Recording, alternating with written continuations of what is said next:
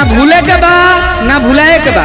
रतन भैया के की वार्ड बनावे के बा। कुल्हाड़ी छाप 5 नंबर पर बा कुल्हाड़ी छाप।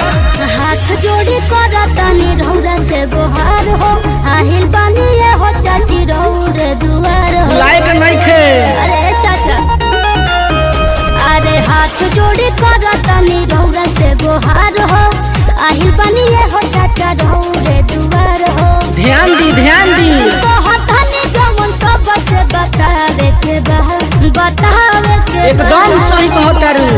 कुल्हाड़ी छापे बटन दबावे के बा, सुनी देवी के विजयी बनावे के बा। टांगी छापे बटन दबावे के बा, रतन भैया के विजयी बनावे के बा। रउआ लोगन के सपोर्ट चाहिए, आशीर्वाद चाहिए तो भुलाए के नहीं खे। कुल्हाड़ी छाप 5 नंबर पर बा कुल्हाड़ी छाप। 5 नंबर बटन दबावे के बा और सुमनी देवी के भारी मतों से विजयी बनावे के बा। ना भूले के बा ना भुलाए के बा। चाची बहुमूल्य अपन वोट दी, सुमनी देवी के कभी सपोर्ट जी। ए चाची भुलाए के नहीं खे। अरे इनके जिताई रउआ विजयी बनाई, रतन भैया के वार्ड बनाई। 5 नंबर ओ जे भूलता वो कदा बतावे के बा, बतावे के बा। अब की जितावे के बा। कुल्हाड़ी छापे बटन दबावे के बा, सुनी देवी के विजयी बनावे के बा। टांगी छापे बटन दबावे के बा, रतन भैया के विजयी बनावे के बा। बलोरा पंचायत से वार्ड नंबर 10 से सुमनी देवी के चुनाव चिन्ह कुल्हाड़ी छाप मिलल बा। तो भैया लोगन से विनती बा, निहोरा बा कि 5 नंबर बटन दबाई, सुमनी देवी के भारी मतों से विजयी बनाई। यहाँ के चुनाव चिन्ह बा कुल्हाड़ी छाप टांगी छाप। पंचायत में कमवा झाकास हो, इनके पकड़ी लोग पूरा विश्वास हो। ध्यान दी चाचा। अरे हाय भैया, आप हम गरीबवन के नेता ही अच्छा। देसी दीपक कहता रे बाती हो साचा। ए सिर्फ अब तू गावा। ओ जे भूलता वो कदा बतावे के बा, बतावे के बा। ठीक कहता रे। कुल्हाड़ी छापे बटन दबावे के बा, रतन भैया के विजयी बनावे के बा। टांगी छापे बटन दबावे के बा, सुनी देवी के विजयी बनावे के बा।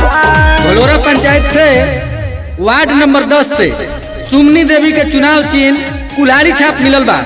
तो भैया लोगन से विनती बा, निहोरा बा कि 5 नंबर बटन दबाई, सुमनी देवी के भारी मतों से विजयी बनाई। यहाँ के चुनाव चिन्ह बा कुल्हाड़ी छाप टांगी छाप।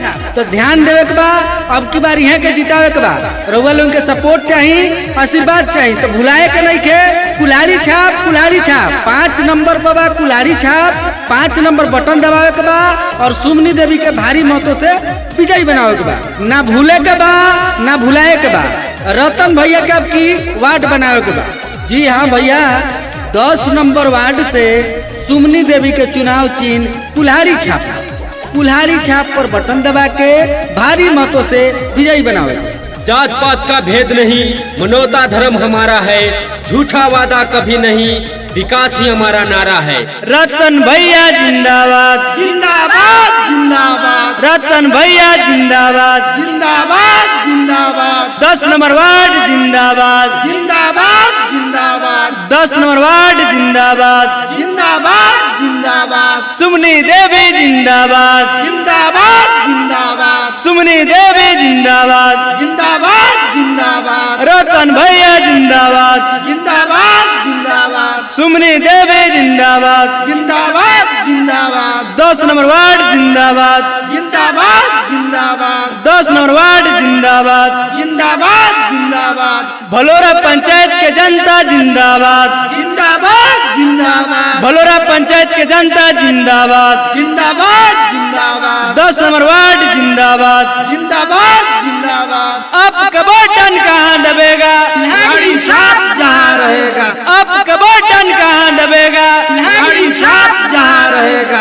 अब का बटन कहाँ दबेगा, कुल्हाड़ी छाप जहाँ रहेगा। अब का बटन कहाँ दबेगा। कुल्हाड़ी छाप जहाँ रहेगा।